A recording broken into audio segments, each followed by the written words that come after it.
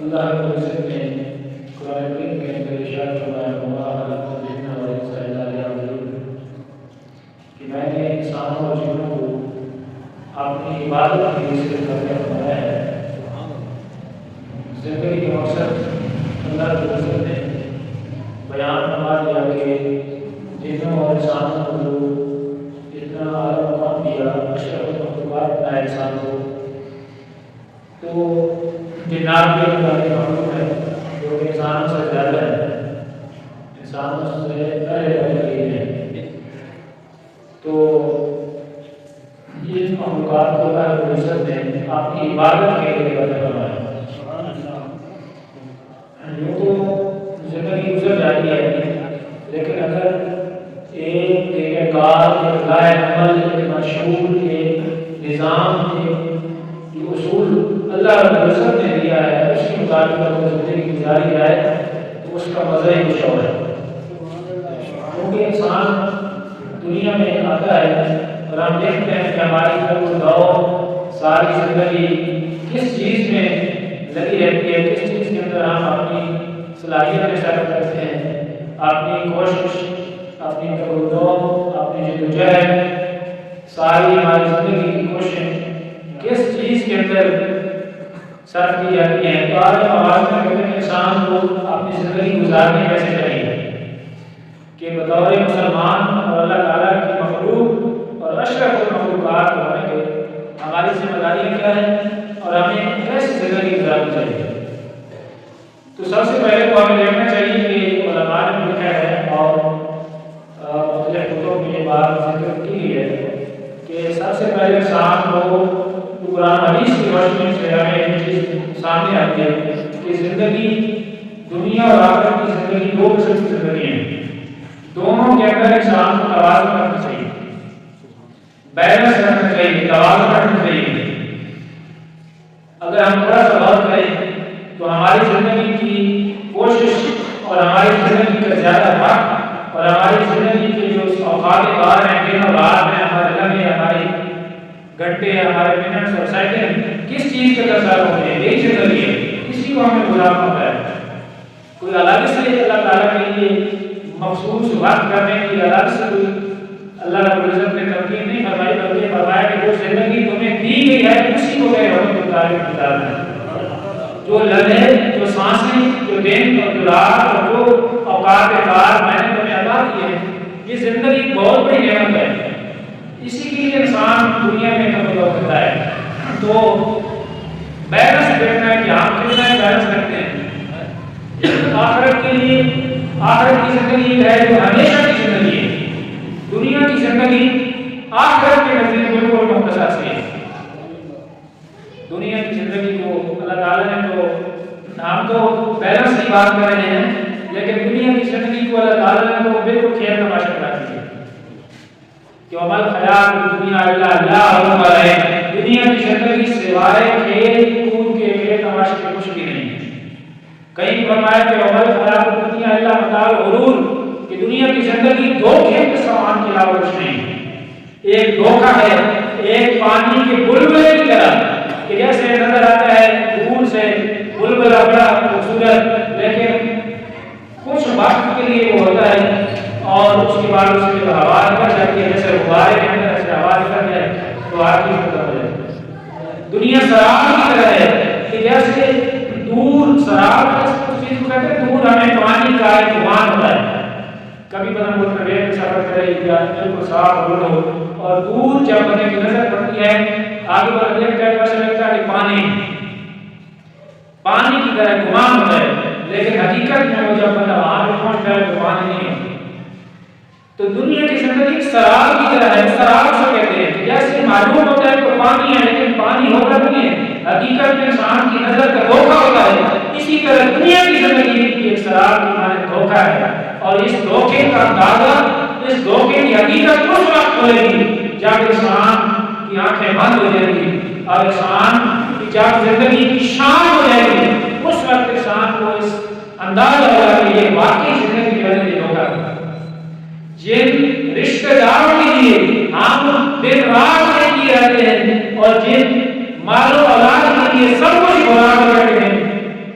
بھی انسان کو 4 لمحوں کے لیے گھر میں رکھنا گوارا نہیں کرتے، وہ بھی کہتے ہیں جلدی کرو، آپ سانس نکل رہی ہے، روح کا بس ہم سے پرواز کر رہی ہے، آپ اس میت کہتے ہیں، آپ اس بندے کا نام ختم ہو جاتا ہے، میت کو جلدی سے کرنا لیں، جنازہ پڑھ دیا جاتا ہے، دفنا دیا جاتا ہے، کچھ دنوں کے لیے قریب کے لوگ روتے ہیں لیکن پھر دنیا کے کاموں میں مشغول ہو جاتے ہیں اور ان کو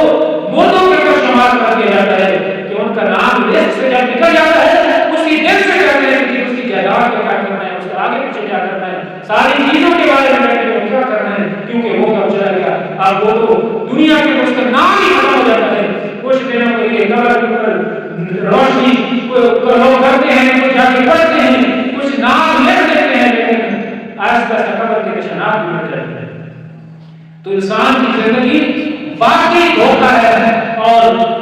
میں بات کر رہا تھا کہ دنیا کی زندگی اور آخرت کی زندگی کے اندر کم از کم، ویسے تو آخرت کو ترجیح دینی چاہیے لیکن کم از کم ہم بیلنس رکھیں، توازن کو رکھیں کہ جتنا آخرت کے اندر رہنا ہے اتنا وقت اس کے لیے صرف کریں، اور جتنا وقت جہاں پہ رہنا ہے اتنا وقت اس دنیا کے لیے صرف کریں۔ لیکن ہم نے آخرت کی زندگی کے بارے میں ہم بتا رہے ہیں، ہم مثال دی ہے کہ دنیا آخرت کی زندگی جو کھیل تماشا ہے جس کو قرآن نے بتایا، اور آخرت کی زندگی اتنی بڑی ہے، اتنی لمبی ہے، امام غزالی نے بتایا کہ اگر یہ آسمان اور زمین کے درمیان جتنی اسپیس ہے، جتنی خلا ہے، جتنی کھلی جگہ ہے، اس کو خشخاش کے دانوں کے ساتھ بھر دیا جائے۔ خشخاش کے دانے کتنے ہوتے ہیں؟ بالکل چھوٹا سا ذرہ ہوتا ہے۔ اس آسمان کی آج سائنس کی ترقی کر چکی ہے کہ آسمان کی حقیقت نہیں سمجھتے، سائنسدان کہتے ہیں پتہ نہیں کیا ہے، سمجھ نہیں ہے کہ آگے وہ کہتے ہیں بس کوئی چیز نہیں ہے، لیکن آسمان کی حقیقت ہے، قرآن میں صرف ایک نہیں 7 آسمان پر ہے، تو پھر حقیقت میں بڑی دور کی بات ہے، سائنس تو بہت نیچے ہے۔ تو آسمان اور زمین کے درمیان سپیس اور یہ خلا کو بھر دیا جائے اور خشخاش کے دانوں سے بھر دیا جائے، اور ایک پرندہ 1000 سال کے بعد آئے۔ مثال سمجھانے کے لیے ایک پرندہ 1000 سال کے بعد آئے اور ایک دانہ اٹھا کر لے جائے، اور پھر وہ 1000 سال کے بعد آتا ہے، 1000 سال کے بعد، لیکن کتنی بڑی اسپیس ہے، پھر یہ بھری ہوئی ہو اور خشخاش کے دانوں سے، اور ایک پرندہ 1000 سال کے بعد آئے، 100 سال اوپر ہوتا ہے، 1000 سال اوپر ہو تو پھر 1000 سال کے بعد آئے۔ امام غزالی فرماتے ہیں کہ وہ خشخاش کے دانے ختم ہو سکتے ہیں لیکن آخرت کی زندگی ختم نہیں ہو سکتی۔ اتنی زیادہ مطلب مثال سے ایک سمجھانے کی کوشش کی ہے کہ آخرت کی زندگی ختم ہونے والی نہیں ہے، ابدی ہے، دائمی ہے، ہمیشہ کے لیے ہے۔ جب میں دوزخ کے نظام پر ڈال رکھا تو اس کے اندر جو چلے جائیں گے، پھر جب فیصلے ہو جائیں گے نا تو پھر موت ہوگی، مینڈی کے شکل میں ہم سے بات کر رہے کہ لا کر ذبح کر دیا جائے گا اور اعلان کر دیا جائے گا کہ آج کے بعد کسی چیز کو موت نہیں آئے گی، پھر جنت میں رہ جائیں گے، وہ جنت میں رہیں گے ہمیشہ کے بعد میں، جنت میں گلی میں تک رہا دل کے نیچے نہر رہیں گے، اور جو جہنم کے اندر رہیں گے ہمیشہ کے لیے جہنم میں رہیں گے۔ تو انسان کو اپنے ایمان جاننا چاہیے کہ ہم دنیا کی زندگی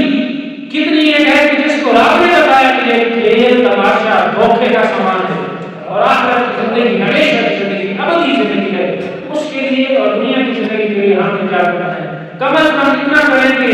جو اوقات بعد ہے عذاب سے نہیں اللہ کے حکم کو قابل گزارنا، جو زندگی ہے اس کے لیے الگ سے 24 گھنٹے اگر دن رات کے اگر دیے ہیں تو اس کے لیے بھی کوئی الگ سے اللہ تعالیٰ یہ نہیں فرماتا کہ میرے لیے 24 گھنٹوں میں سے 12 گھنٹے مجھے دے دیں، بلکہ اللہ نے تو نظام یہ ایسا بنا دیا کہ میرے لیے اگر میرے حکم کے مطابق دنیا کی زندگی گزار لیں تو 24 گھنٹے میں اپنے حصے میں ڈال دوں گا، سارے 24 گھنٹے میرے ہو جائیں گے اگر میری عبادت کے اندر میری رضا کے مطابق میرے حکم کے مطابق اگر تم نے وقت گزار دیا تو 24 گھنٹے ہمارے عبادت میں شمار ہوگا۔ تو عبادت کیا ہے کہ کم از کم ہمیں جو زندگی ملی ہے اس کو اللہ کے حکم کے مطابق گزارنا، اللہ کے احکام کے مطابق گزارنا، جیسے اللہ نے بتایا ہے اس انداز سے گزارنا، اور وہ ہمیں بڑا اچھا پتا ہے کہ اچھا کیا ہے، برا کیا ہے، نیکی کیا ہے، برائی کیا ہے، اچھائی کیا ہے، بدی کیا ہے، یہ ہمیں اللہ کی عزت کہ قرآن سے بھی پتہ چلتا ہے، حدیث سے بھی پتہ چلتا ہے، لیکن آج کل کے دور میں ہر کوئی اتنا باشعور ضرور ہے کہ اسے پتہ ہے کہ اچھائی کیا ہے، نماز فرض ہے، والدین کی خدمت، والدین کے ساتھ کیسا سلوک کرنا یہ بھی پتہ ہے، اپنے معاملات کس طرح رکھنے ہیں، دھوکہ دہی کتنا غلط کام ہے، جھوٹ بولنا کتنا گناہ ہے، شراب پینا کتنا گناہ ہے، زناکاری کرنا، آنکھوں کا غلط استعمال کرنا، دل کے اندر بہت یقین رکھنا کتنے گناہ ہیں۔ یہ اچھے اور برے کی تمیز ہے،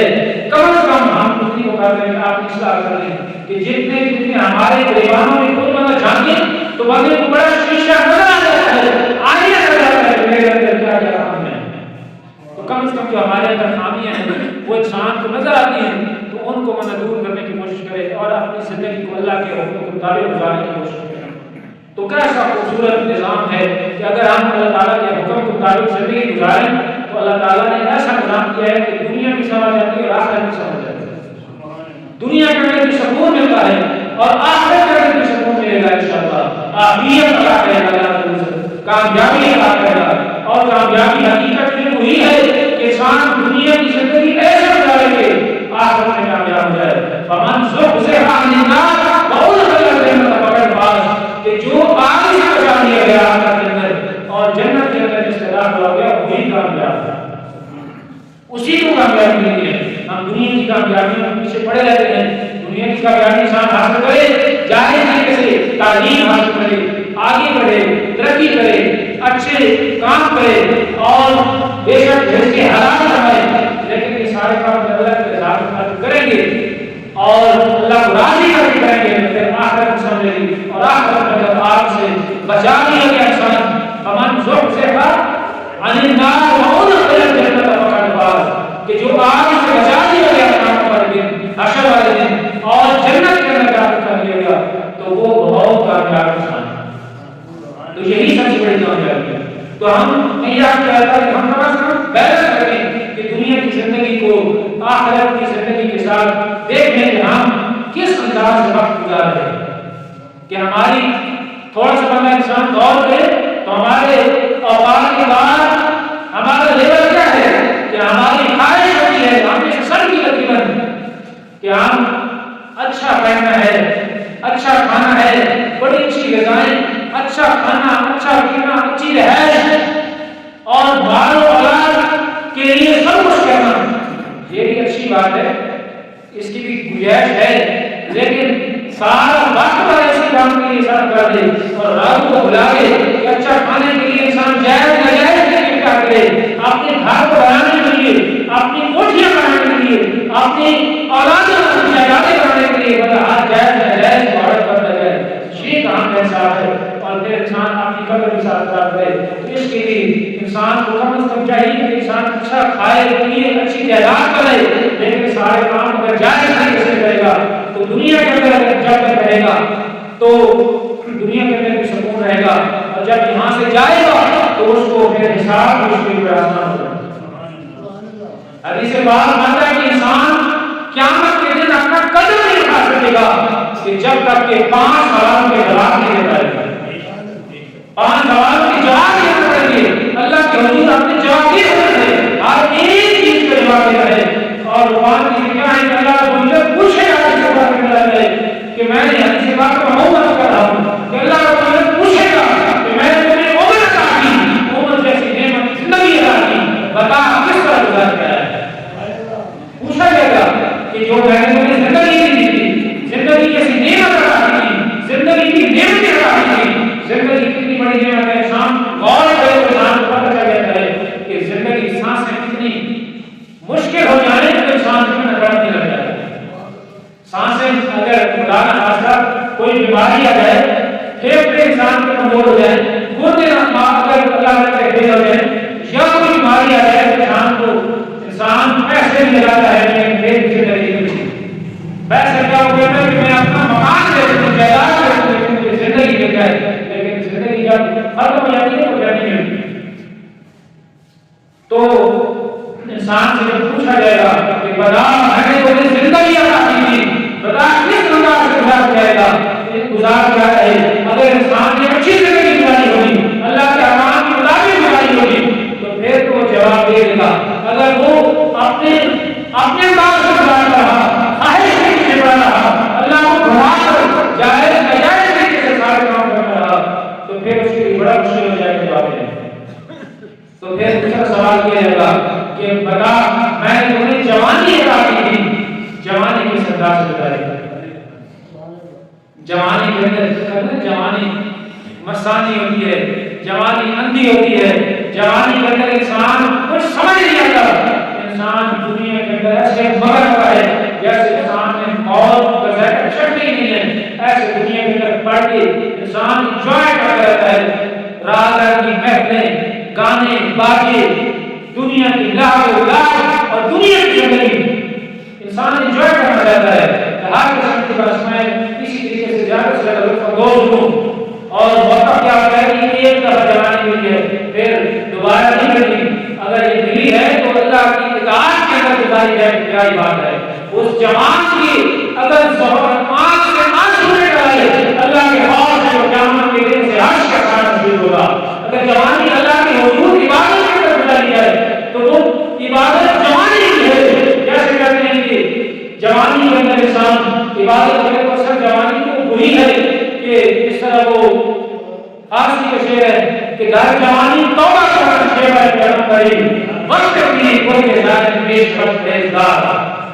کہ در جوانی توبہ کرنا شیوہ کرم کری کہ جوانی کے اندر توبہ کرنا اللہ کی راہ میں زندگی گزار دی جائے تو یہ تحملوں کا شیوہ ہے. اور یہاں تحملوں کا اللہ کے نبی کا شیوہ ہے کہ جوانی کے اندر توبہ کرنا وقت کی کوئی نظارت پیش وقت ریزدار. اگر بڑھاپا کو ایک بھیڑی کی پر دیا ہے تو وہ بھی جب کچھ کر نہیں سکتا تو وہ بھی ریزدار بن کے رہ جاتا ہے. اس سے شکار تو ہوتا نہیں. بھیڑی سے جب شکار نہ ہونا پیری یعنی وقت پیری یعنی بڑھاپے کے اندر ایک بھیڑیا بھی ریزدار بن کے رہ جاتا ہے. شعر کے وقت یہ ہے در جوانی توبہ کرنا شیوہ کرم کری کہ جوانی کے اندر توبہ کرنا یہ پیغمبروں کا شیوہ ہے. وقت کی بولے ظالم پیش وقت ریزدار کہ جوانی کے اندر توبہ کرنا پیغمبروں کا شیوہ ہے. اور بڑھاپے کے اندر ایک بھیڑیا بھی ریزدار بن کے رہ جاتا ہے. تو انسان جب بوڑھا ہو جاتا ہے تو اس کے اور پھر کیا کرنا ہے؟ جب آزاد ہوا محل ہو جائے، کمزور ہو جائے، ضعیف ہو جائے، گھٹنے کام کرنا چھوڑ دیں، انسان کی آزاد و مشکل سے کام کریں. ہر ایک وہ عذر ایسا ہو جاتا ہے کہ کمزور ہو جاتا ہے اور انسان دوائیوں کو چلنا شروع کر دیتا ہے. اس وقت کی پرہیزگاری کرنا وہ اتنی اس وقت انسان کی پرہیزگاری ہونا ہے کہ قبر نظر آتی ہے. جوانی کے اندر اگر توبہ کری جائے تو یہ سب سے بڑی کامیابی ہے. جوانی کے اندر توبہ کرنے کے پیغمبروں کا شیوہ ہے. تو اللہ رب العزت پوچھے گا کہ میں نے تمہیں جوانی عطا کی، اس جوانی کو کس انداز میں گزارا تھا. اللہ رب العزت رزق کے بارے میں سوال کرے گا کہ میں نے تمہیں رزق عطا کیا تھا، رزق کس انداز میں کمایا ہے تمہیں. میں نے تمہارا رزق لکھ دیا تھا. انسان پیدا ہوتا ہے تو اس کے ساتھ اس کا رزق لکھ دیا جاتا ہے. اس کا یہ بھی لکھ دیا جاتا ہے کہ اس نے کہاں پہ موت کہاں پہ آنی ہے، اس نے کہاں پہ دفن ہونا ہے. اس کا ہر چیز انسان کی خوش نصیب ہونا، بدبخت ہونا، رزق عمر سب کچھ لکھ دیا جاتا ہے. لیکن انسان کیسے کماتا ہے وہ انسان کے اوپر ہے کہ وہ اس کو جائز طریقے سے کماتا ہے یا ناجائز طریقے سے کماتا ہے. رزق اسے دینا ہے کہ اس کو اللہ نے رزق دینا ہے تو اس کو ملتا رہے گا. لیکن اگر وہ جائز طریقے سے کمائے گا تو اس کو پھر اللہ رب العزت کی اطاعت کے مطابق گزار دے گا، زندگی گزار دے گا. اور اگر وہ ناجائز طریقے سے کمائے گا تو پھر اس کے حساب دینا بڑا مشکل ہو جائے گا. تو اللہ رب العزت پوچھے گا کہ میں نے تمہیں رزق عطا کیا تھا، رزق کمانے کے لیے تم قوم سبھی کا اختیار دیا، جائز طریقے سے کمایا ہے یا ناجائز طریقے سے. اور اللہ رب العزت یہ بھی پوچھے گا کہ بتا میں نے جو رزق تمہیں دیا تھا اس کو خرچ کہاں کیا، جو رزق تمہیں عطا دیا تھا اس کو خرچ کہاں پہ کیا. انسان دیکھے کہ ہماری آج کل سب سے زیادہ جو انسان دولت لوٹاتا ہے اللہ کے راستے میں لوٹانے والے کم ہیں، لیکن رات رات کی محفل میں لوٹانے والے زیادہ ہیں. لیکن اگر رات رات کی محفل ہو کہیں پہ وہ ناچنے والے موجود ہوں تو ان کے اوپر انسان بڑے بڑے سمجھدار ہو دیکھتے ہیں کہ وہ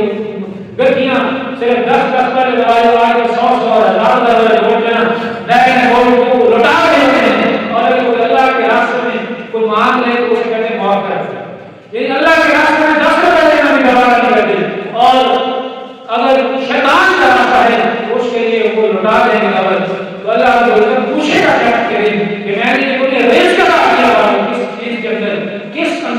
کو کس مسلک کے اندر تو نے رسک کیا. تو ہمیں چاہیے کہ ہم دنیا کی زندگی اور آخرت کی زندگی کے بارے میں کم از کم تھوڑا سا بحث کریں اور جو رزق کمائیں اس کو کمانے کا انداز بھی حلال کرنے کا اختیار کرنا چاہیے اور خرچ کرنے کا انداز بھی کم از کم وہ ہو جو اللہ کے رزق نے بتایا ہے. انسان اگر اتنا مالدار ہے صاحب انصاف ہے تو اپنے مال کی زکات ادا کرے, اللہ کے راستے میں خرچ کرے. اس شخص اگر وہ زمیندار ہے پیداوار کھاتا ہے زمین سے تو آپ حق کو یوم حساب دے گا کے حکم کے مطابق زمین کا حق ادا کرے, عشر ادا کرے, 10واں حصہ ادا کرے یا 20واں میری زمین ہے تو 20واں حصہ ادا کرے. اور اسی طرح جو بھی انسان کی زندگی میں لگے گزارے کوشش کرے کہ اللہ کی اطاعت کے اندر گزارے تاکہ ہماری 24 گھنٹے کی جو زندگی ہے اگر ہم اللہ کی رضا کے مطابق گزار دیں گے, اللہ کے حکم کے مطابق گزار دیں گے, ہماری زندگی اللہ کی رضا کے مطابق ہوتی جائے گی. اور وہ تب ہوگی جب ہمارے دل کے اندر ہمارے عقائد ایسا ہوں گے, ہمارا آخرت کے اوپر ایمان ہوگا, ہمارا ایمان اتنا مضبوط ہوگا کہ ہم نے اپنے رب کے حکم پیش ہونا ہے, اپنے رب کے حکم جواب بھی ہونا ہے, اکاؤنٹیبل ہے, جواب دہ ہے. جب انسان کو جواب دہی کا اتنا خوف ہوگا اتنا انسان کردار ہوگا. جب انسان کو پتہ ہے حساب دینا ہے, ایک منشی کو یہ اگر پتہ ہو کہ شام کو میں نے مالک کو حساب دینا ہے تو وہ بڑا احتیاط کے ساتھ خرچ کرتا ہے, بڑے احتیاط کے ساتھ رکھتا ہے, بڑے احتیاط کے ساتھ پھونک کر رکھتا ہے. لیکن ہم ہیں کہ زندگی ہماری دنیا کی اولاد میں گزر رہی ہے اور ہم امید لگائے رکھتے ہیں کہ اللہ کی رحمت جو ہے ہمیں بخش دے گی. اللہ کی رحمت ضرور بڑھتا ہے لیکن انسان اللہ کی رحمت والے کام کو کرے, اللہ کی رحمت کو دعوت کرے, اللہ کے غضب کو دعوت کرے. انسان جب اللہ کی نافرمانی کرتا ہے تو اللہ کی غضب کو دعوت دیتا ہے, اور جب انسان اللہ کی فرمانبرداری کرتا رہتا ہے توبہ استغفار کرتا ہے تو اللہ کی رحمت کو دعوت دیتا ہے. جب اللہ کی رحمت کو دعوت انسان دیتا ہے تو اللہ رحم کر دے گا کہ سارے میرے پاس ہیں. اللہ تعالی کا نعمت ہے ہمارے جیسے اللہ